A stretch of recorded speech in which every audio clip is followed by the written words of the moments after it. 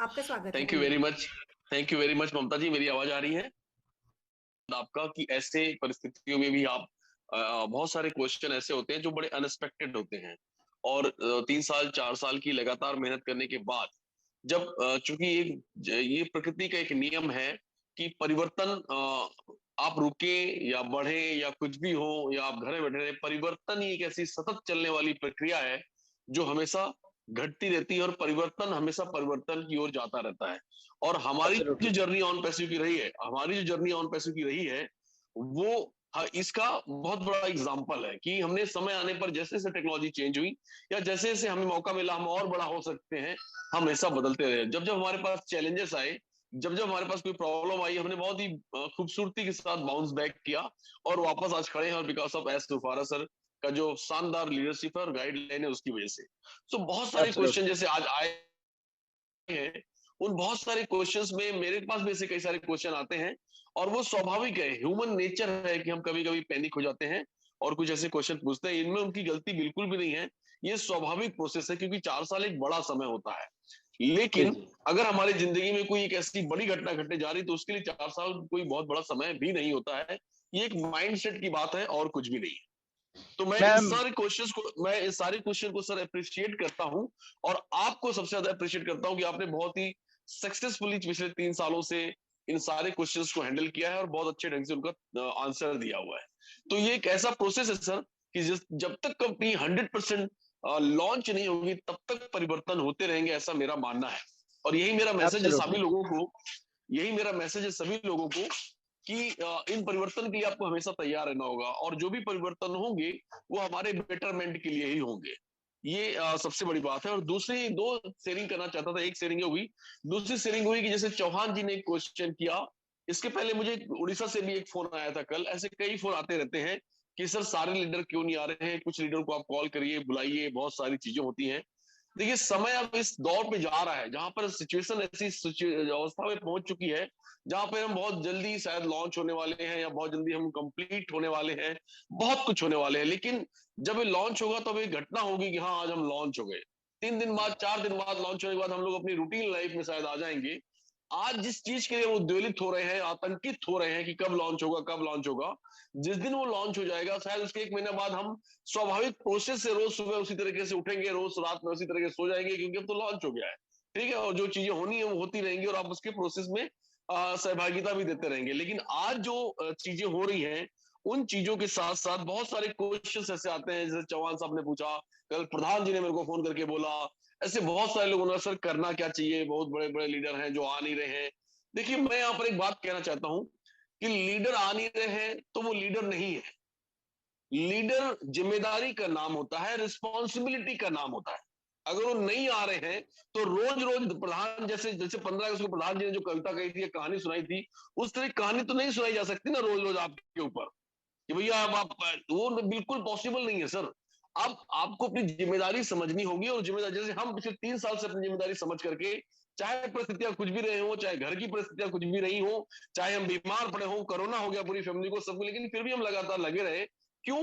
Because of एक family को एक समाज है, एक बहुत बड़ा वर्टिकल ग्रोथ की ओर जाने वाली एक ऑर्गेनाइजेशन है जिसको लेकर के हमें चलना है। यहाँ पर हमारे पर्सनल इश्यूज हो ही नहीं सकते हैं, संगठन से बड़ा कुछ हो ही नहीं सकता है।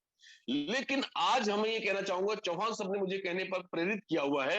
उन्होंने बहुत अच्छी भावना के साथ ये बात कही कि सर हमें बात करनी चाहिए। चौहान जी को मैं बताना चाहता हूं, हमने 6-7 बार बात की है सर पिछले 2 सालों में। लेकिन और कितनी बार, हमारी भी तो कोई सेल्फ रिस्पेक्ट है सर। और सबसे बड़ी बात यह है सर कि जब संगठन की बात आती है तो अगर आपकी समस्या ढिल्लन सर के साथ है या किसी एक आदमी के साथ है तो उसके लिए आप पूरी टीम को छोड़ देंगे? ये तो लीडरशिप नहीं है।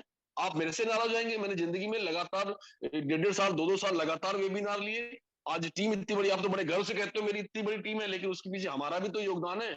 आप हमसे भी बात नहीं करते हो, आप आते भी नहीं हो, कुछ भी नहीं करते हो, ऊपर से मैसेज छुड़वाते हो चौहान जैसे लोगों से कि वो ऐसा आना चाहिए। अरे आप आइए ना, किसने मना किया है? रोज लिंक जाती है, सब कुछ होता है, आप बिल्कुल आइए सर। ये रोज रोज की नौटंकी करने से क्या मतलब है कि सर मैं आना चाहता हूं लेकिन आप आते भी हैं तो लिस्ट थमा देते हैं कि इसको पैनलिस्ट मत देना, इसको पैनलिस्ट लिंक मत देना, अगर इसको पैनलिस्ट लिंक दोगे तो मैं नहीं आऊंगा, ये नहीं आऊंगा। अरे सर ये मत करिए प्लीज, मैं ये कहना चाहता हूं आप आइए, अपनी लीडरशिप दिखाइए, और सारी टीम जिसको भी आप ये कहते हैं ना लीडरशिप, इनको लिंक मत देना या ऐसा करना, वो भी आपकी ही लिंक है, आपके ही बच्चे हैं। आप एक समान फादर बनिए और आइए। सभी लीडरों से, बड़े बड़े लीडरों से मैं कहना चाहता हूँ, 1.5 साल से, 2-2 साल से आप आ नहीं रहे हैं। 15 अगस्त को भी एक बड़ा लीडर नहीं आया, इतना बोलने के बाद भी, और अपने आप को कल को लीडर कहेगा लांच छोड़ने के बाद, तो मुझे तो शर्म आती है ऐसी लीडरशिप पर। और इस सारी दौरान की बात में एक बात और कहना चाहता हूं, ये डिक्लेरेशन है कि किसी के आने से और नहीं आने से कोई फर्क नहीं पड़ता है, कोई फर्क नहीं पड़ता है सर। चीजें वैसी ही चलती रहेंगी जैसे चलती आ रही हैं। आप आते हैं तो ठीक है, नहीं आते हैं तो भी ठीक है। प्रोसेस ऑन पैसिव एक प्रोसेस है, और वो प्रोसेस की तरह ही चलता रहेगा। कोई आता है तो ठीक है, कोई नहीं आता है तो ठीक है। लॉन्च होने के बाद आप जाते हैं कहीं तो ठीक है, नहीं जाते हैं तो ठीक है। प्रोग्राम वैसे ही चलते रहेंगे जैसे चलते आ रहे हैं पिछले 3 सालों से। नए नए स्पीकर्स आते रहेंगे, नए नए स्पीकर्स जाते रहेंगे। प्रोसेस है माय डियर फ्रेंड्स, ये चलता रहेगा, चलता रहेगा, चलता रहेगा। और एक 2 मिनट और लूंगा मैं। एक बहुत महान कवि हमारे देश में पैदा हुए थे, अभी वो नहीं है, उनका नाम है गोपाल दास नीरज। चंद लाइनें हैं उनकी मैं कहना चाहूंगा, बहुत सार गर्भित है, उनको प्लीज सुनिएगा आप। उनकी एक कविता है, वो कहते हैं, लिखते हैं, छुप छुप छुप अश्रु बहाने वालों, छुप छुप अश्रु बहाने वालों, मोती व्यर्थ बहाने वालों, कुछ सपनों के मर जाने से जीवन नहीं मरा करता है। कुछ सपनों के मर जाने से जीवन नहीं मरा करता है। गीली उम्र बनाने वाले, डूबे बिना नहाने वालों, डूबे बिना नहाने वालों, कुछ पानी के बह जाने से सावन नहीं मरा करता है। माला बिखर गई तो क्या है, खुद ही हल हो गई समस्या। आंसू गर नीलाम हुए तो समझो पूरी हुई तपस्या। रूठे दिवस मनाने वालों, फटी कमीज सिलाने वालों, कुछ दीपों के बुझ जाने से आंगन नहीं मरा करता है। खोता नहीं कुछ भी यहां पर, केवल जिल्द बदलती पोती है। चाल बदल कर चलने वालों, वस्त्र बदल कर आने वालों, चंद खिलौनों के खो जाने से बचपन नहीं मरा करता है। और लास्ट लाइन में कहना चाहूंगा सर, कि लाखों बार गगरियां फूटी, सिकन न आई पनघट पर, लाखों बार किश्तियां डूबी, चहल पहल वही है तट पर। तम की उम्र बढ़ाने वालों, तम मतलब अंधेरे की, आप अंधेरे की उम्र बढ़ा रहे हो दोस्त, रोशनी की नहीं। तम की उम्र बढ़ाने वालों, लौ की आयु घटाने वालों, लाख करे पतझर कोशिश पर उपवन नहीं मरा करता है। लूट लिया माली ने उपवन, लूटी ने लेकिन गंध फूल की। तूफानों तक ने छेड़ा पर खिड़की बंद न हुई धूल की। नफरत गले लगाने वालों, सब पर धूल उड़ाने वालों, कुछ मुखड़ों की नाराजगी से दर्पण नहीं मरा करता है। दर्पण नहीं मरा करता है। ये गोपाल दास नीरज की कहानी है, उनकी कविता है सर। मैं यही कहना चाहता हूं सर, आप आते हैं तो बहुत अच्छी बात है, नहीं आते हैं तो भी बहुत अच्छी बात है सर। आपकी जिम्मेदारी, आपको आना है नहीं आना है खुद सोचना है। अब मुझे लगता है स्थितियां उस दौर में पहुंच चुकी हैं जहां पर आपको मनाने की कोई जरूरत नहीं है। आपकी जिम्मेदारी भी कोई चीज होती है। इतनी बड़ी टीम के मालिक हैं आप, आपको आना चाहिए। क्यों आपको रोज रोज मनाया जाए यार? आपकी जिम्मेदारी भी तो कोई चीज है। हर आदमी परेशान है, आप नहीं आ रहे, नहीं आ रहे। आप है कि एक अहम में डूबे पड़े हुए हैं, एक अहम बर्बादगी वाली फीलिंग के साथ पड़े हुए हैं। आप हर जगह आते हैं, सब जगह, लेकिन यहां पर नहीं आते हैं। आप इंफॉर्मेशन सारी कलेक्ट करते हैं, इंफॉर्मेशन के तौर पर लोगों को रोज बैठाते हैं आप पैनल पर, वहां इंफॉर्मेशन पास की जाती है। आप उसमें भी मजे मस्त मन। सर ये सब ठीक नहीं है, आप अपने पैर खुद काट रहे हैं। किसी को कोई फर्क नहीं पड़ता है सर। ये मेरा मैसेज था आज का, और बहुत ही क्लियर कट मैसेज था सर। मैं बहुत दुखी था इसलिए मैसेज दिया, क्योंकि कल प्रधान जी का भी फोन आया, आज इसने भी क्वेश्चन, चौहान जी ने भी क्वेश्चन कर लिया। 2-3 क्वेश्चन और आते, क्यों नहीं आते, क्यों नहीं आते। सर कितनी बार हम ही जवाब दें? कोई तो उनसे पूछे कि वो क्यों नहीं आते हैं। उनको भी तो कोई क्वेश्चन पूछे, खाली हमसे ही हम अगर लगातार काम कर रहे हैं, आज 4 लाख की किसी की टीम है, तो किसी की 45,000 की, किसी की 35,000, सबने मिलकर बनाया है इतना बड़ा। क्या उनके प्रति उनकी कोई जिम्मेदारी नहीं है? उनको आना चाहिए। अब वो दौर खत्म हो चुका है जहां उन्हें मनाना चाहिए। उनको खुद आना चाहिए और हमको मनाना चाहिए कि हम क्यों नाराज हैं। Thank you very much, wish you all the best, love you all.